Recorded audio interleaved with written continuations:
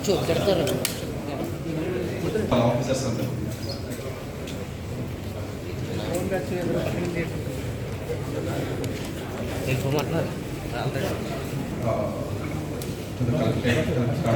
Sir, yesterday as we have discussed, irregular and illegal activity was happening and it was నిన్న almost 5 లొకేషన్స్లో రకరకాల irregularities చూసుకొని కొన్ని rates చేయడం జరుగుతుంది. సో అంతా అయిన తర్వాత మీడియా వారికి వీళ్ళకి అంటే ధాన్యాలు కొనుగోలు కానీ లేకపోతే డిస్ట్రిబ్యూషన్ వైపు నుంచి కానీ రేషన్ షాప్స్ కానీ ఎండిఓ ఆపరేటర్స్ కానీ ఉన్న నెలకొన్న ఆర్థిక పరిస్థితుల గురించి గత కేబినెట్ సమావేశంలో కూడా ముఖ్యమంత్రి గారు కొంతవరకు మా అందరికీ కూడా అర్థమయ్యే విధంగా చెప్పడం జరిగింది. వీటి గురించి సమగ్రమైన నివేదికలు వైట్ పేపర్ రూపంలో ప్రతి 3 రోజులకు ఒకసారి ఆంధ్రప్రదేశ్ ప్రభుత్వం రిలీజ్ చేయబోతోంది. నిన్న ముఖ్యమంత్రి గారు పోలవరం గురించి వాస్తవాలు ఏంటో, ఏ విధంగా మన రాష్ట్రాన్ని వీళ్ళు రివర్స్ డెవలప్మెంట్లో తీసుకెళ్ళిపోయి ఎంత పొరపాటు చేశారో ఆ వివరాలన్నీ కూడా ప్రజలకు అర్థమయ్యే విధంగా మా వంతు మేము ఒక బాధ్యతగా తీసుకుని చెప్పాలని ఒక ప్రయత్నం చేస్తూ ఉన్నాం. సో 3 రోజులకు ఒకసారి మేము ఒక వైట్ పేపర్ తీసుకొచ్చి తప్పకుండా చెప్తాం. అందులో భాగంగా ఇప్పుడు రైతులందరూ కూడా ఎంతో ఆవేదనతోటి మరి రైతు బకాయిలు ధాన్యం కొనుగోలు విషయంలో ఆ రోజు మేము చేసిన ప్రొక్యూర్మెంట్లో ఇంకా బకాయిలు ఉన్నాయని ప్రజలు ఏ విధంగా తీర్పిచ్చారో దాన్ని మనస్ఫూర్తిగా గౌరవించుకుంటూ నిజాయితీగా మంచి పరిపాలన అందించాలనే లక్ష్యంతో గౌరవ ముఖ్యమంత్రి గారు, గౌరవ ఉప ముఖ్యమంత్రి గారు తీసుకునే కొన్ని చర్యలు ఈ రాష్ట్ర ప్రజలకి మన భవిష్యత్తుకు ఉపయోగపడే విధంగా ముందుకెళ్తున్నాం. అందులో భాగంగా ఎన్నికలప్పుడు మేము చేసిన వాగ్దానాలు కానివ్వండి,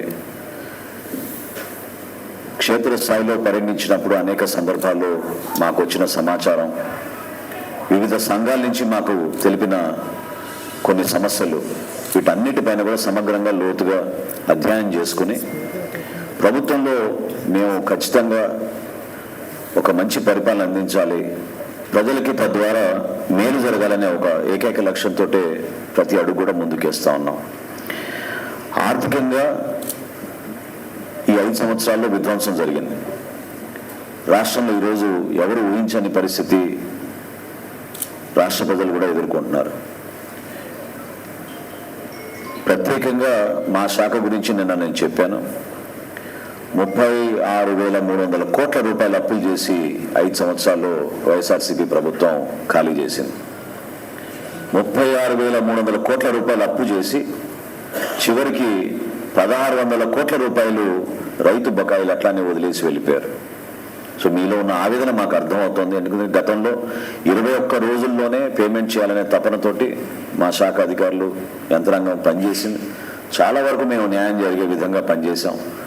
21 రోజులు దాటితే మేము గర్వపడే విధంగా కాదు, మేము పొరపాటు చేసామనే భావన కలిగేటట్టు మా అధికారులందరూ కూడా దాని గురించి ఎప్పుడు కూడా అప్రమత్తం అవుతూనే ఉంటారు. వ్యవస్థలో కొన్ని మార్పులు తీసుకురావాలి, దాని టెక్నాలజీని వాడుతున్నాం. మీలాంటి పెద్దలందరి సహకారం ఎంతో అవసరం. దాన్ని మీరు ఖచ్చితంగా మీకు అందిన సమాచారం మాకు ఎట్లా ఉపయోగపడుతుందని భావించినా దయచేసి ఆ సమాచారం మాకు ఎప్పటికప్పుడు అందిస్తూ ఉండండి. ఎందుకంటే ఎన్జిఓ సంఘాలు, రైతు సంఘాలు, అదేవిధంగా కర్షకులు ఎవరైతే పాపం నిజాయితీగా పనిచేస్తున్నారో ఒక నమ్మకంతో యాజమాన్యం పైన ఆ స్థానంలోనే ఉండిపోయి 30-40 సంవత్సరాల నుంచి కష్టపడి బిడ్డలు చదివించుకుని ఈరోజు వాళ్ళకి ఆరోగ్య సమస్యలు వచ్చినా ప్రభుత్వం ఏదో విధంగా ఆదుకుంటుందని ఎదురు చూస్తున్న ఆ వ్యవస్థని మార్పు తీసుకొచ్చేటట్టు ఖచ్చితంగా మా పౌర సరఫరాల శాఖ నుంచి మీకు హామీ ఇస్తున్నాను. నిలబడతాం మీకోసం. మీకు మీ కుటుంబానికి ఆ గౌరవం, ఆ ధైర్యం దక్కేటట్టు ఏ కార్యక్రమం చేసినా కూడా మిమ్మల్ని స్టేక్ హోల్డర్స్గా భావించి మిమ్మల్ని మేము ఇన్వాల్వ్ చేసేటట్టు తప్పకుండా మేము చేస్తామని ముందుగా నేను మీ అందరికీ కూడా ఆ మాట ఇస్తున్నాను. మేము కోరుకునేది ఏంటంటే ధాన్యం కొనుగోలు విషయంలో రైతు ఎక్కడ కూడా నాకు అన్యాయం జరిగింది, నన్ను అవమానపరిచారనే భావన ఖచ్చితంగా కలగకూడదు. ఇన్ని వేల కోట్ల రూపాయలు ప్రతి సంవత్సరం ప్రతి సీజన్లో మేము ఖర్చు పెట్టి రైతులను ఆదుకుంటున్నప్పుడు ఆ భావన ఏ గ్రామాల్లో కూడా కలగకుండా చూసుకోవాల్సిన బాధ్యత అధికార యంత్రాంగం పైన ఉంటుంది, రైస్ మిల్లర్స్ పైన ఉంటుంది. వీళ్ళని సమన్వయపరుచుకునే బాధ్యత మా పైన ఉంటుంది. తప్పకుండా ధాన్యం ప్రొక్యూర్మెంట్ విషయంలో ఎక్కడ కూడా పొరపాటు జరగకుండా వచ్చే సీజన్ కల్లా శాఖలన్నీ కూడా అప్రమత్తమై ఎక్కడ కూడా పొరపాటు జరగకుండా మేము చూసుకుంటాం అని నేను మీకు హామీ ఇస్తున్నాను. రెండోది, ఈ పౌర సరఫరాల శాఖ చేసే ప్రధానమైన కార్యక్రమం పీడిఎస్ డిస్ట్రిబ్యూషన్. దీంట్లో కొన్ని లోపాలు ఉన్నాయి, ఆ లోపాలు సర్దిద్దుకుంటున్నాం. మాకున్న గోడౌన్స్ కానివ్వండి, ప్రైవేట్గా తీసుకున్న గోడౌన్స్లో కానివ్వండి, ఎక్కడ అవకతవకలు జరుగుతున్నాయో, ఏ విధంగా రవాణా జరుగుతుందో వీటన్నిటిపైన కూడా డెఫినెట్గా ప్రతి జిల్లాలో కూడా ఈ విధంగానే సమీక్షా సమావేశాలు ఏర్పాటు చేసుకుని మేము చేయాల్సిన కార్యక్రమంలో భాగంగా దాన్ని మెరుగుపరచడానికి మేము ఖచ్చితంగా కొన్ని చర్యలు తీసుకుంటాం. ఎందుకంటే ఇక్కడ ఒక మాఫియా ఏర్పడింది, వ్యవస్థీకృత మాఫియా. నేను నిన్న అన్నట్టు మామూలుగా లేదు, సామాన్యుడి పొట్టగొట్టి వీళ్ళు అద్భుతంగా పరిపాలించేస్తున్నామని చెప్పుకుని లక్షల మందికి అన్యాయం చేశారు. సుమారు 5 కోట్ల జనాభాలో ఈ రోజున పౌర సరఫరాల శాఖ 4,47,00,000 మందికి రేషన్ కార్డుల ద్వారా మేము సరుకులు అందిస్తున్నాం. అది చాలా బాధాకరమైన విషయం. నేను మరొకసారి ప్రజలకు విజ్ఞప్తి చేస్తున్నాను మీ అందరి ద్వారా, 39 రూపాయలు పర్ కిలో బియ్యం మీకు సరఫరా మేము కొని మీకు ఇస్తుంటే రూపాయికి 8 రూపాయలకి 10 రూపాయలకి ఈ దళారులు వచ్చి ఈ మాఫియా ఏర్పాటు చేసి ఒక కార్టెల్గా వీరు ఏర్పడి కాకినాడ పోర్టుని అడ్డగా మార్చుకుని రాష్ట్ర వ్యాప్తంగా ఇక్కడ తీసుకొచ్చి ఇది ఒక భారీ దందాకి వీళ్ళు పాల్గొన్నారు. అది ఖచ్చితంగా మేము దాన్ని అడ్డుపడతాం, ఎవరిని కూడా వదలం దీంట్లో. దానికి మాత్రం అందరూ సిద్ధం అవ్వాల్సిందే. నిన్న కాకినాడ పోర్టు గురించి మనకు వచ్చిన సమాచారం, స్థానికంగా ఉన్న ఇక్కడ జరుగుతున్న వ్యాపారాల గురించి మాకు ఇన్ఫర్మేషన్ వచ్చినప్పుడు నేను ఉదయం నుంచి ఎండి గారి నేతృత్వంలో 10 టీంలు ఏర్పాటు చేసి మేము కాకినాడ పరిసరాల్లో రైడ్స్ చేయడం జరిగింది. అందులో సుమారు 6 గోడౌన్స్లో మాకు చాలా స్పష్టంగా పీడిఎస్ రైస్ దొరికింది. ఆ శాంపిల్స్ తీసుకుని వాళ్ళపైన చట్టపరంగా చర్యలు తీసుకోవాల్సిన బాధ్యత ఉంది కాబట్టి మేము దాన్ని తప్పకుండా ఆ విధంగా ముందుకెళ్తాం. సుమారు 7,615 మెట్రిక్ టన్నులు నిన్న సీజ్ చేశాం. 7,615 మెట్రిక్ టన్నులు నిన్న సీజ్ చేశాం ఒక్క రోజులోనే. ఈ రోజున మళ్ళీ ఉదయం నుంచి ప్రారంభించాం. ఒక 3 చోట్ల మాకు స్పష్టంగా ఆధారాలు దొరుకుతున్నాయి. సో ఈ సమావేశం తర్వాత మరొకసారి ఫీల్డ్ ఇన్స్పెక్షన్కి నేను వెళ్తున్నాను. అక్కడ కూడా ఈ విధంగా వాళ్ళు ఆకుతల్లో పాల్పడితే ఖచ్చితంగా వాళ్ళని ఆ మెటీరియల్ అంతా సీజ్ చేసేసి ఆ మిల్స్ క్లోజ్ చేసి వాళ్ళకి చట్టపరంగా మేము చర్యలు తీసుకుంటాం. ఎన్ని కోట్ల రూపాయలు ఈ విధంగా ప్రజాధనాన్ని సొంత లాభం కోసం, ఒక కుటుంబం కోసం ఉపయోగించుకున్నారో మీ అందరికీ బాగా తెలుసు. కాబట్టి ఆ మార్పు ప్రజలు కోరుకున్నారు. ఆ మార్పు మేము చేసి చూపిస్తాం.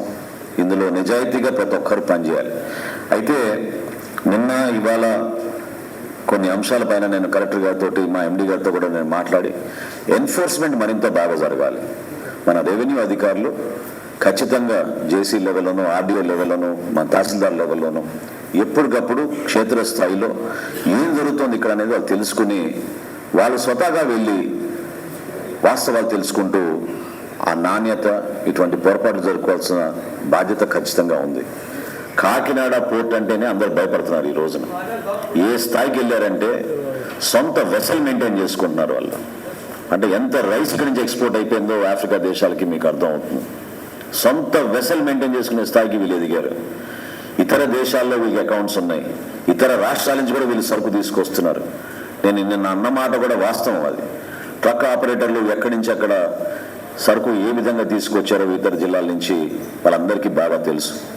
నిన్న స్థానిక పోలీస్ అధికారులు కూడా చెప్పాం, టోల్ గేట్ల దగ్గర సీసీటీవీ ఫుటేజ్ తీసుకుని ఈ గత 10 రోజుల నుంచి, అంటే నా పర్యటన ఉందని తెలుసుకుని 3-4 రోజుల నుంచి కూడా చాలా స్టాక్స్ లిఫ్ట్ చేసేసారు.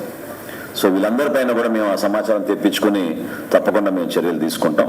ఎట్టి పరిస్థితుల్లో వదిలేది లేదు. ఇది చాలా పెద్ద కార్టెల్ ఏర్పడ్డారు కాబట్టి మా డిపార్ట్మెంట్ ఒక్కటే సరిపోదు కాబట్టి తప్పకుండా సమాచారం అంతా సేకరించి ఎవరైతే దీంట్లో పాల్గొన్నారో వాళ్ళ పేర్లు మీ అందరికీ నిన్న చెప్పాం. ఇవాళ కూడా నేను ఈ 2 ఇన్స్పెక్షన్లు పూర్తయిన తర్వాత మీకు పూర్తి స్థాయిలో వివరాలు ఇస్తాను. వీళ్ళందరిపైన కూడా క్రిమినల్ యాక్షన్ తీసుకుంటాం. అందులో ఏమాత్రం కూడా హెసిటేట్ చేసేది లేదు. కేవలం ఒక సివిల్ సప్లైస్ డిపార్ట్మెంటే దీంట్లో లీగల్ మెట్రాలజీతో పాటు మేము చేస్తున్న ఈ కార్యక్రమానికి అదనంగా రాబోయే రోజుల్లో సమగ్రమైన రిపోర్ట్ తయారు చేసుకుని సిఐడిని కూడా దీంట్లో ఇన్వాల్వ్ చేసి క్రిమినల్ ఇన్వెస్టిగేషన్ డిపార్ట్మెంట్ కూడా ఇన్వాల్వ్ చేసి రాష్ట్ర ప్రభుత్వం నుంచి తప్పకుండా దీనిపైన చర్యలు తీసుకుని బాధ్యులపైన ఎట్టి పరిస్థితుల్లో కూడా వాళ్ళని వదిలే విధంగా చర్యలు తీసుకుని వదలకుండా చర్యలు తీసుకుని మా వంతు మేము ప్రభుత్వం నుంచి తప్పకుండా దీనికి సహకారం అందిస్తాం.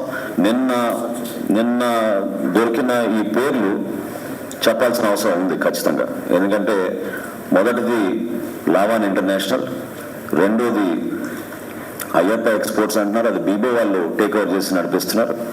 మూడోది విశ్వప్రియ ఎక్స్పోర్ట్స్, నాలుగోది సరళ ఫుడ్స్, ఐదోది సాటెక్స్ ఇండియా, ఇంకోటి ఈ విఎస్ రాజు గోడౌన్స్లో మాకు మన ఏపీ సివిల్ సప్లైస్ కార్పొరేషన్ సంబంధించిన ఆధారాలు అంటే ఈ స్టాక్కి సంబంధించిన స్లిప్స్ అన్నీ కూడా అక్కడ ఉన్నాయి.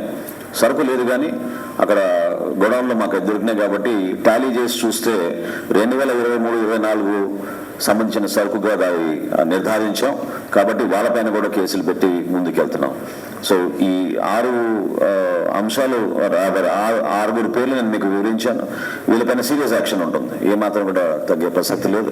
కొంతమంది చాలా పెద్దవాళ్ళు మాకు అన్ని విధాలుగా సపోర్ట్ ఉందని అనుకుంటున్నారు. ఐఎమ్ సారీ, ఇన్ని రోజులు మీరు చేశారు, ఇప్పుడు మాత్రం జరగదు. ఖచ్చితంగా యాక్షన్ తీసుకుంటాం. ఇందులో భాగంగా దయచేసి మరొకసారి నూతనంగా ఎన్నుకోబడ్డ రైస్ మిల్లర్స్ అసోసియేషన్, మీ అసోసియేషన్ గురించి అందరికీ తెలుసు. మీరు జాగ్రత్తగా వివరించండి, గౌరవంగా వివరించండి. నేను మరొకసారి మిమ్మల్ని రిక్వెస్ట్ చేస్తున్నా రాష్ట్ర ప్రభుత్వం నుంచి